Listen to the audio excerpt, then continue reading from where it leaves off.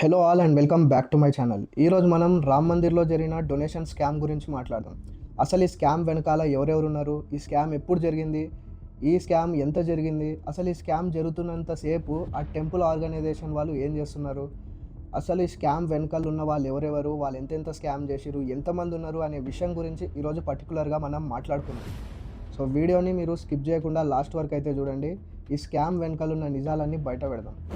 So ఇప్పుడు మనం రామ్ మందిర్ డొనేషన్కి సంబంధించిన స్కామ్ ఏదైతే ఉందో అసలు అది ఎప్పటి నుంచి జరుగుతుంది, కేసు ఎప్పుడు రిపోర్ట్ అయింది అనే విషయం గురించి మాట్లాడదాం. సో జూన్ 5th రోజు ఏమైందిరా అంటే, ట్రస్ట్కి సంబంధించిన వాళ్ళు ఏం చేసిరంటే, మాకు వచ్చే డొనేషన్స్కి ఇంకా మాకు లెక్కలకి సరిగ్గా మ్యాచ్ అవ్వట్లేదు, అసలు ఏం జరుగుతుంది ఒకసారి మీరు ప్రాపర్గా వెరిఫై చేయండి అని చెప్పి ఒక కేసు అయితే రిజిస్టర్ చేయడం జరిగింది. సో జూన్ 7th ఏమైందిరా అంటే, ఈ రామ్ మందిర్లో జరిగే డొనేషన్ స్కామ్ ఏదైతే ఉందో అదంతా సోషల్ మీడియా అంతా పాకడం జరిగింది. సోషల్ మీడియా అంతా ఈ న్యూస్ చాలా బాగా వైరల్ అయింది. సో ఏ విధంగా వైరల్ అయిందంటే, రామ్ మందిర్లో డొనేషన్ స్కామ్ జరుగుతుంది, రామ్ మందిర్లో డబ్బులు ఎవరో దొంగతనం చేసిరు, రామ్ మందిర్లో డబ్బులు ఇంతగానం దొంగతనం అయ్యేసరికి కూడా గవర్నమెంట్ ఎందుకు రెస్పాండ్ అవ్వట్లేదు అని చెప్పి చాలామంది చాలా రకమైన వీడియోలు పెట్టడం జరిగింది, పోస్టులు పెట్టడం జరిగింది, మీమ్స్ చేయడం జరిగింది. ఇక సోషల్ మీడియా గురించి మీకు తెలిసిందే. సో ఇక ఇదంతా అయ్యేసరికి జూన్ 13th ఏమైందిరా అంటే, శ్రీరామ్ జన్మభూమి తీర్థ క్షేత్ర అనే ఒక ట్రస్ట్ వాళ్ళు స్టేట్ గవర్నమెంట్ని ప్రెజర్ చేయడం జరిగింది. అంటే ఇది స్టేట్ గవర్నమెంట్ అంటే అది యూపీ గవర్నమెంట్ కిందకి వస్తుంది, ఎందుకంటే అయోధ్యలోనే ఉంది కదా రామ్ మందిర్. సో యూపీ గవర్నమెంట్ని చాలా బాగా ప్రెజర్ చేసేసరికి ఏమైందా అంటే, వాళ్ళు ఒక స్పెషల్ ఇన్వెస్టిగేషన్ టీమ్ని అయితే పెట్టడం జరిగింది. ఎస్ఐటీని అయితే వాళ్ళు పెట్టిరు. ఎస్ఐటీని పెట్టేసరికి ఎస్ఐటీ వాళ్ళు ఏం చేసిర్రు అంటే, 23rd జూన్ నుంచి ఒక సీరియస్ ఇన్వెస్టిగేషన్ అయితే చేయడం జరిగింది. సో ఆ విధంగా సీరియస్ ఇన్వెస్టిగేషన్ చేస్తూ ఉండే ప్రాసెస్లో 8 మంది అయితే దొరికిరు. సో ఈ 8 మంది ఎవరైతే ఉన్నారో వీళ్ళే మెయిన్ అక్యూజ్డ్, ఈ స్కామ్ వెనకాల ఉన్నది వీళ్ళే. సో అసలు వీళ్ళు ఏమేమి చేసిరో మనం ఇప్పుడు క్లియర్గా మాట్లాడుకుందాం.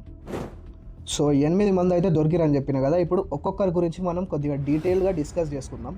సో వీళ్ళ గురించి జర బాగా రీసెర్చ్ చేస్తే నాకు తెలిసి వచ్చిన విషయం ఏంద్రా అంటే, ఈ 8 మంది అయితే అవుట్ సైడర్స్ అయితే అస్సలు కాదు. వీళ్ళకి, స్టాఫ్కి, ఇంకా ట్రస్ట్ ఆర్గనైజేషన్ మెంబర్స్కి ఎంతో కొంత కనెక్షన్ అయితే ఉంది. సింపుల్గా చెప్పాలంటే ఈ రామ్ మందిర్ స్కామ్ వెనకాల ఉన్నది ఎవరో కాదు, ఆ లోపలున్న వాళ్ళే. ఆ లోపలున్న వాళ్ళ ప్రమేయం లేనిది అసలు స్కామ్ ఎలా జరుగుతుంది ఒకసారి ఆలోచించండి. ఇప్పుడు లోపల యాక్సెస్ రావాలన్నా, లేదా లోపల ఏమైనా మ్యానిపులేట్ చేసి ఆ డొనేషన్ డబ్బులని ఏమైనా రిగ్గింగ్ చేయాలన్నా, లేదంటే ఏదో ఒకటి చేయాలన్నా కూడా వీళ్ళకు అసలు యాక్సెస్ లేనిది ఇదంతా చేయడానికి పాసిబుల్ అయ్యే విషయమే కాదు. సో నేనేమంటారా అంటే, ఈ 8 మంది ఎవరైతే ఉన్నారో వీళ్ళకి ఇంకా ట్రస్ట్కి సంబంధించిన అఫీషియల్స్కి ఎంతో కొంత లింక్ అయితే ఉంది. ఎవరికి తెలుసు, ట్రస్ట్కి సంబంధించిన అఫీషియల్సే స్కామ్ దగ్గరుండి చేపించవచ్చు అని చెప్పి. ఎందుకంటే మనం ఇలా కూడా ఆలోచించవచ్చు కదా, ఇప్పుడు ట్రస్ట్కి సంబంధించిన వాళ్ళే ఆ డొనేషన్స్ని చూసి, అంటే ఇప్పుడు నేను 100 రూపాయలు వేస్తా, డబ్బున్నోడు 1000 రూపాయలు వేస్తాడు, ఇంకా బాగా డబ్బున్నోడు బంగారం పెడతాడు, ఇంకా బాగా డబ్బున్న సెలబ్రిటీస్ ఏం చేస్తారు, లక్షల కోట్లు డొనేషన్ ఇస్తారు. సో ఆ ట్రస్ట్ అఫీషియల్స్ ఎవరైతే ఉంటారో వాళ్ళు ఆ డబ్బులను చూసి వాళ్ళకి అత్యాశ వచ్చి వాళ్ళు ఎంతో కొంత దోచుకుందామనే ఒక ఆలోచన వచ్చినప్పుడే ఇలాంటి స్కామ్లు బయటకు వస్తాయి. యాక్చువల్గా బీజేపీ గవర్నమెంట్ చేసిన తప్పేంద్రా అంటే, ఈ రామ్ మందిర్ ఆర్గనైజేషన్ ఏదైతే ఉందో అది వాళ్ళు హ్యాండ్ ఓవర్ చేసుకోకుండా శ్రీరామ్ జన్మభూమి తీర్థక్షేత్ర అనే ఒక ఆర్గనైజేషన్ వాళ్ళకి ఇచ్చిరు. ఆ రెస్పాన్సిబిలిటీ వీళ్ళకి ఇస్తే వాళ్ళు రెస్పాన్సిబిలిటీని సరిగ్గా టేక్ ఓవర్ చేయలేక, మేనేజ్మెంట్ సరిగ్గా చేయలేక, సెక్యూరిటీ అండ్ సేఫ్టీ మెజర్ సరిగ్గా పాటించక ఇలాంటి స్కామ్ జరిగింది. సో గవర్నమెంట్ ఈ మిస్టేక్ చేసిందని చెప్పి నా ఒపీనియన్. ఈ 8 మంది అయితే దొరికిరని చెప్పిన కదా, ఈ 8 మంది ఎప్పుడు దొరికిర్రా అంటే 26 జూన్ రోజు అయితే ఈ 8 మంది దొరికిరు. 25th జూన్ రోజు ఏమైందంటే ఎఫ్ఐఆర్ రిజిస్టర్ అయింది. ఎక్కడ, రామ్ జన్మభూమి పోలీస్ స్టేషన్లో ఎఫ్ఐఆర్ అయితే రిజిస్టర్ అయింది. ఈ ఎఫ్ఐఆర్ దేని గురించి రిజిస్టర్ అయిందంటే, పర్టికులర్ ఈ రామ్ మందిర్ డొనేషన్ స్కామ్ గురించే ఎఫ్ఐఆర్ అయితే రిజిస్టర్ అయింది. ఆల్రెడీ స్పెషల్ ఇన్వెస్టిగేషన్ టీం ఉన్నా కూడా మళ్ళీ ఒక ఎఫ్ఐఆర్ అయితే పెట్టడం జరిగింది. ఎందుకంటే ఈ విధంగా ప్రెషర్ చేస్తేనే రెస్పాన్స్ తొందర వస్తుందని చెప్పి వాళ్ళు కంటిన్యూస్గా ఎఫ్ఐఆర్స్ పెట్టడము, లేదంటే ఎస్ఐటీ వాళ్ళని ప్రెషర్ చేయడము, ఇలా అందరూ ప్రెషర్ చేసేసరికి వీళ్ళందరూ యాక్టివ్గా ఉంటారని చెప్పి ఇట్లా కేసుని బాగా ప్రెషర్ చేయాలి కాబట్టి ఈ విధంగా కేసెస్ అయితే పెట్టడం జరిగింది. సో ఆ కేసు పెట్టిన నెక్స్ట్ డేనే 26 జూన్ రోజు ఈ 8 మంది అయితే దొరికిరు. ఇప్పుడు మనం 8 మంది గురించి అయితే మాట్లాడుకుందాం. సో ఈ 8 మందిలో ఫస్ట్ వచ్చేసి రామ్ శంకర్ యాదవ్. ఇతను ఏంద్రా అంటే ఒకప్పుడు మెకానిక్ పని చేసేటోడు. ఆ తర్వాత ఇతను మెల్లగా డ్రైవర్గా మారి వేరే వేరే చోట్ల డ్రైవింగ్ చేసేసరికి లాస్ట్కి ఇతనికి ఒక మంచి మనిషి దగ్గరే జాబ్ అయితే దొరికింది. సో ఎవరి దగ్గర జాబ్ దొరికిందిరా లాస్ట్ కంటే, చంపత్ రాయ్ అని చెప్పి విశ్వ హిందూ పరిషత్ ఏదైతే ఉంటుందో ఆ విశ్వ హిందూ పరిషత్కి ఇతను వైస్ ప్రెసిడెంట్ అనమాట, చంపత్ రాయ్. సో అతని దగ్గర ఇతనికి డ్రైవింగ్ జాబ్ అయితే దొరికింది. ఆ తర్వాత ఇక అంతా నార్మల్గా జరుగుతున్న టైంకి ఈ రామ్ మందిర్ డొనేషన్ స్కామ్ ఏదైతే వచ్చిందో అప్పుడు ఈ రామ్ శంకర్ యాదవ్ పేరు కూడా బయటకు వచ్చింది. అంటే ఇతనికి యాక్సెస్ లేదు, ఏ విధంగా కూడా యాక్సెస్ లేదు, ఇతను స్టాఫ్ మెంబర్ కూడా కాదు, ఇతను జస్ట్ చంపత్ రాయ్కి డ్రైవర్ మాత్రమే. కానీ ఇతనికి కౌంటింగ్ రూమ్కి యాక్సెస్ ఎలా దొరికింది? అక్కడ డబ్బులను మ్యానిపులేట్ చేసి, డొనేషన్స్ని మ్యానిపులేట్ చేసి, లెక్కలను మార్చే విధంగా ఇతనికి యాక్సెస్ ఎలా దొరికింది అని చెప్పి పోలీసులు అక్యూజ్ చేయడం అయితే స్టార్ట్ చేశారు. సో ఇప్పుడు మనం నెక్స్ట్ అనుకల్ప్ మిశ్రా గురించి మాట్లాడదాం. సో ఈ అనుకల్ప్ మిశ్రా ఎవర్రా అంటే రామ్ శంకర్ మిశ్రా గారి అబ్బాయి. సో ఈ రామ్ శంకర్ మిశ్రా ఎవడంటే ఇతను ఈ అయోధ్య రామ్ మందిర్ టెంపుల్కి సంబంధించిన కౌంటింగ్ డిపార్ట్మెంట్కి చెందిన వ్యక్తి. సో ఈ అనుకల్ప్ మిశ్రా ఏం చేసిండ్రా అంటే ఎట్లాగో వీళ్ళ ఫ్యామిలీ మెంబరే అక్కడ కౌంటింగ్ డిపార్ట్మెంట్కి సంబంధించినోడు అని చెప్పి దాన్ని అడ్వాంటేజ్ తీసుకొని వేరే ఫ్యామిలీ మెంబర్స్తో కలిసి అక్కడున్న డొనేషన్స్ని లూటీ చేయడం అయితే జరిగింది. సో ఇక్కడ మీరు ఒక ప్యాటర్న్ అర్థం చేసుకోవచ్చు. ఈ అక్యూజ్డ్ ఎవరైతే ఉన్నారో, అరెస్ట్ అయిన వాళ్ళు ప్రతి ఒక్కరు కూడా ఈ టెంపుల్కి సంబంధించిన మనుషులతోన కనెక్షన్ ఉండడం వల్లనే వాళ్ళు స్కామ్ చేయడం పాసిబుల్ అయింది. సో ఇప్పుడు మనం థర్డ్ పర్సన్ గురించి కూడా మాట్లాడదాం. సో ఈ థర్డ్ పర్సన్ ఎవర్రా అంటే అవినాష్ శుక్లా. ఇతను ఏం చేస్తాడరా అంటే టెంపుల్కి సంబంధించిన డొనేషన్స్ ఏవైతే ఉంటాయో వాటిని మేనేజ్ చేసే డిపార్ట్మెంట్కి చెందినవాడు. సో ఇతన్ని అక్యూజ్ చేయడానికి మెయిన్ రీజన్ వచ్చేసి ఏంటంటే అంటే ఇతని జీతం 15,000. సో ఇతను అక్కడ పనిచేస్తాడు కాబట్టి ఇతని జీతం 15,000.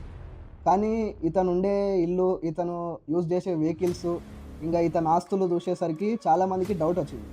సో ఎస్ఐటి వాళ్ళు ఏం చేశారంటే ఇతన్ని బాగా ఇన్వెస్టిగేట్ చేసి వాళ్ళ స్టైల్లో ఇన్వెస్టిగేట్ చేస్తే తెలిసింది ఏంద్రా అంటే ఇతను కూడా ఈ స్కామ్లో ఇన్వాల్వ్ అయిందని చెప్పి క్లియర్గా అయితే తెలుస్తుంది. ఎందుకంటే జస్ట్ ఇమాజిన్ 15,000 సంపాదించేటోంతోన పెద్ద పెద్ద కార్లు, పెద్ద పెద్ద ఇల్లు, ఇట్లాంటి ప్రాపర్టీస్ సంథింగ్ ఏవైతే ఉంటాయో అవన్నీ ఎట్లా వస్తాయి ఇంతకు? సరే వానితోనే ఏమైనా తాతలాస్తి ఉందా అంటే అట్లా కూడా కాదు. తాతలాస్తి ఉన్నోడు ఇంకా 15,000 జీతం కోసం ఎందుకు పని చేస్తాడు? సో ఇప్పుడు మనం ఈ లిస్ట్లో 4th and 5th మెంబర్స్ గురించి కూడా మాట్లాడుకుందాం. సో 4th మెంబర్ వచ్చేసి లవకుశ్ మిశ్రా. ఇతను రామ్ శంకర్ మిశ్రా గారి మేనల్లుడు. సో నేను స్టార్టింగ్లోనే ఈ మిశ్రా అనే మనిషి గురించి చెప్పిన, అంటే వేరే మిశ్రా గురించి, అనుకల్ప్ మిశ్రా. సో ఇక్కడ అనుకల్ప్ మిశ్రా ఎవర్రా అంటే రామ్ శంకర్ మిశ్రా గారి అబ్బాయి. సో ఈ స్కామర్స్ లిస్ట్లో 8 మంది ఉన్నారని చెప్పిన కదా, ఈ 8 మందిలో 3 ఒకే ఫ్యామిలీకి చెందిన వాళ్ళే. సో ఆ 3 ఎవరెవర్రా అంటే అనుకల్ప్ మిశ్రా, ఇంకా లవకుశ్ మిశ్రా, ఇంకా రామ్ శంకర్ మిశ్రా. సో ఇక్కడ ఫస్ట్ రామ్ శంకర్ మిశ్రా ఎవర్రా అంటే ఇతను ఒక రిటైర్డ్ బ్యాంక్ ఎంప్లాయీ. సో ఇతనికి ఏం చేసిర్రా అంటే ఈ రామ్ మందిర్ ట్రస్ట్ వాళ్ళు ఇతనికి ఒక ఉద్యోగం ఇప్పించారు. ఏంటంటే టెంపుల్ డొనేషన్ కౌంటింగ్ ప్రాసెస్ ఏదైతే ఉంటుందో ఆ డిపార్ట్మెంట్లో ఇతనికి ఒక పొజిషన్ అయితే ఇచ్చారు. ఎందుకంటే ఇతను ఒక రిటైర్డ్ బ్యాంక్ ఎంప్లాయీ కాబట్టి ఎంతో కొంత ఉపయోగపడతాడని చెప్పి ఇతనికి ఒక ఉద్యోగం ఇస్తే ఈ రామ్ శంకర్ మిశ్రా ఏం చేసిండంటే వాళ్ళ కొడుకుని ఇంకా వాళ్ళ అల్లుడితోన, సో వాళ్ళ అల్లుడు ఎవర్రా అంటే లవకుశ్ మిశ్రా, ఇంతకుముందు చెప్పిన కదా. సో వాళ్ళ అల్లుడితోన వాళ్ళ కొడుకుతోన ఈ రామ్ మందిర్ స్కామ్ అయితే ఒకటి పెద్దది ప్లాన్ చేసిండు. ఎట్లాగో వీళ్ళకి మంచి యాక్సెస్ ఉంటుంది డబ్బుల గురించి, ఆ కౌంటింగ్ ప్రాసెస్ గురించి, అన్నిటి గురించి. ఇంకా మొత్తం ఫ్యామిలీ అంతా కలిసి స్కామ్ చేద్దామని డిసైడ్ అయ్యారు, స్కామ్ కూడా చేశారు. సో ఈ లిస్ట్లో 7th పర్సన్ వచ్చేసి సుభాష్ చంద్ర శ్రీవాస్తవ. ఇతను ఏంద్రా అంటే ఇతను కూడా ఒక రిటైర్డ్ బ్యాంక్ ఎంప్లాయీ అంట. ఇతను కౌంటింగ్ డిపార్ట్మెంట్ ఏదైతే ఉంటుందో ఆ కౌంటింగ్ డిపార్ట్మెంట్కి సూపర్వైజర్ అంట. సో ఈ సూపర్వైజర్ కూడా ఈ డొనేషన్ స్కామ్లో ఇన్వాల్వ్మెంట్ ఉందని చెప్పి పోలీసులు అయితే విచారించడం జరిగింది.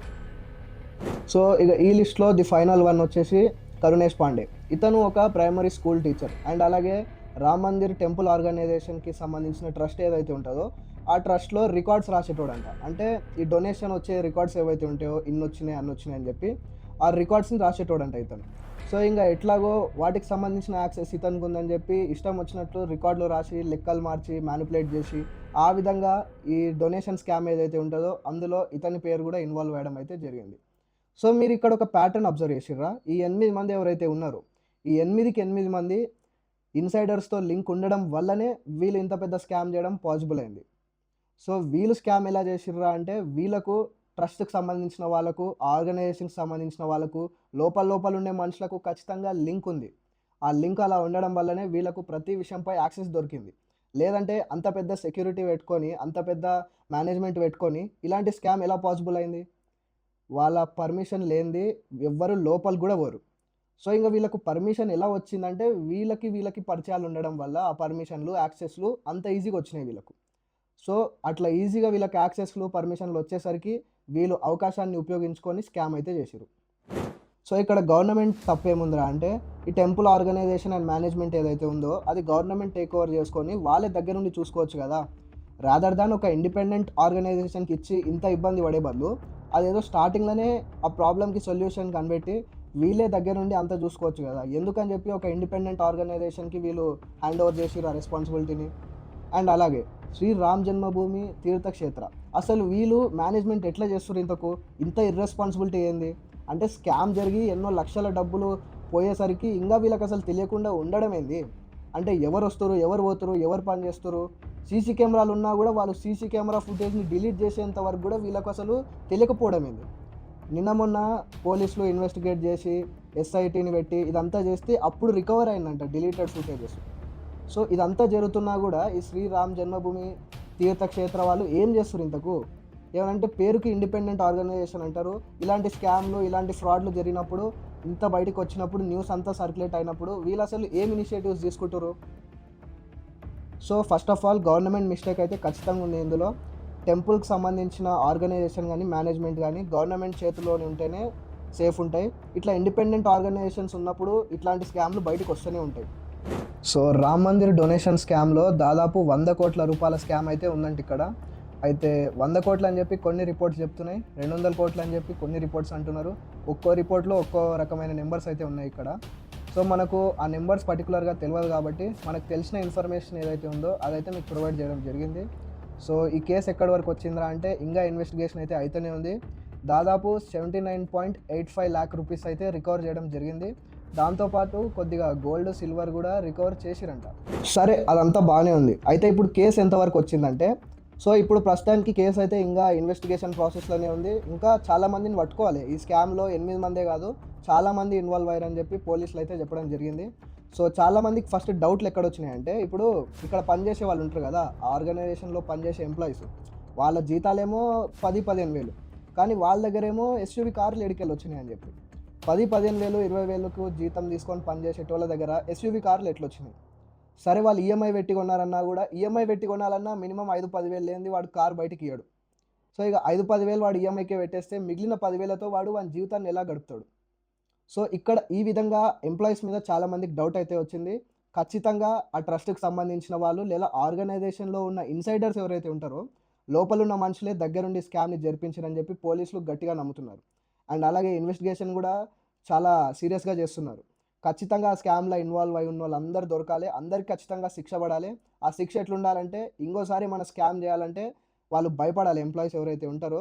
ఆల్రెడీ స్కామ్‌లో దొరికి జైలుకి పోయిన ఎంప్లాయీస్ ఎవరైతే ఉంటారో వాళ్ళని చూసి అప్‌కమింగ్ ఎంప్లాయీస్ కూడా భయపడాలి చూసి. స్కామ్‌లు జరిగితే ఇట్లా అయితదని చెప్పి. సో ఈ కేసు ఎంతవరకెళ్తది, ఎక్కడి వరకెళ్తది అనే విషయం గురించి మనమైతే వెయిట్ జేయాలి. సో ఈ రోజుకి వీడియో అయితే ఇంతే. ఒకవేళ మీకు ఈ వీడియో నచ్చినట్లయితే లైక్ జేయండి. అలాగే మీ ఫ్రెండ్స్ అండ్ రిలేటివ్స్‌కి ఖచ్చితంగా షేర్ జేయండి. ఇంగా ఇలాంటి మరిన్ని వీడియోస్ మీకు కావాలంటే మీరైతే నా ఛానల్‌ని ఖచ్చితంగా సబ్స్క్రైబ్ జేసుకోవాలి. సో ఇప్పుడే అయితే నా ఛానల్‌ని సబ్స్క్రైబ్ జేసుకోండి. నేను నెక్స్ట్ ఏ రకమైన వీడియోస్ పెడతానో తెలుసుకోవాలనుంటే నన్ను ఇన్‌స్టాగ్రామ్‌లో అయితే ఫాలో అవ్వండి. నేను నెక్స్ట్ ఏ రకమైన వీడియోస్ పెడతానో అక్కడ ఆ వీడియోస్‌కి సంబంధించిన అప్డేట్స్ అయితే ఇస్తా. సో మీకు పాసిబుల్ అయితే నన్ను ఇన్‌స్టాగ్రామ్‌లో కూడా ఫాలో అవ్వండి. సో ప్రస్తుతానికైతే మీరు ఈ ఛానల్‌ని అయితే సబ్స్క్రైబ్ చేసి పెట్టుకోండి. నేను ఇలాంటి మరిన్ని వీడియోస్ చేస్తూనే ఉంటా. సో ఈరోజు ఈ వీడియో అయితే ఇంతే. మళ్ళీ మనం మన నెక్స్ట్ వీడియోలో అయితే కలుసుకుందాం.